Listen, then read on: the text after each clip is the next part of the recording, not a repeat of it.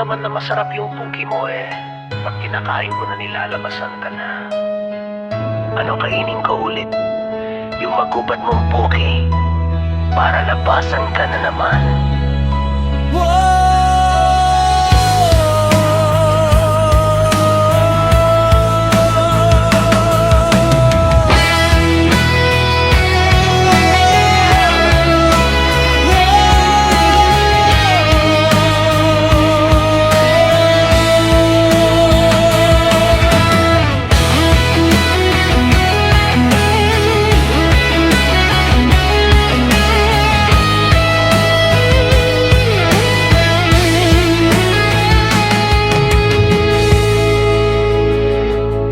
Ako'y nalulunod sa labis na lungkot, at ito'y tila nagdulot ng pagkalugmok.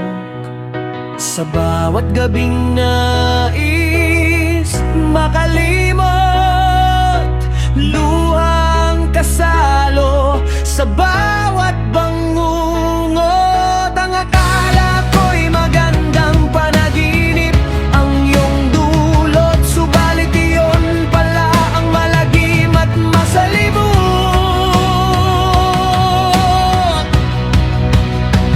At hindi ko nakilala ang iyong pagkataong puno ng lungmot. Ngayon sa pagluha ang kakampi ay kumot. Sana'y naging mas maingat pa ang aking puso, at hindi hinayaan na mapihag ng ngangangaso at masugatan lamang ng lumilipad na palaso. Palasong tumarak dahil sa tukso, nagbadala sa hamon na ang dulot ay tukso. Ang inakalang gurong siyang magtuturo ay siyang tusong sa pusong mapaglaro. Ang sakit na dinulot mo ang sa akin ay naglayo. Dama ko ang alab ng init na nabik sa iyong halik, habang ako'y nakapikit sa mga bisig mo. Ako'y yogang mahigpit, at sa iyong yapos ng pagmamahal ay napit. Nadama ko ang kakaibang saya nang minsang ako'y napangiti mo ng sobra. Tatlong gabi tayong nagkakilala, ngunit sa bawat panaginip ko'y naroon ka. Hanggang isang gabi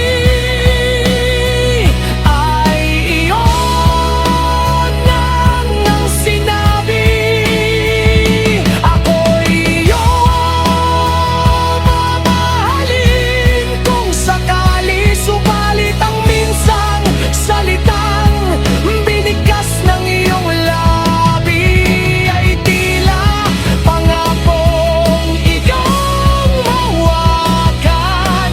Umasa ng lahat ay may kahulugan, kaya nagising na lamang akong luhan, dahil ako ay labis mong nasaktan at sinugatan.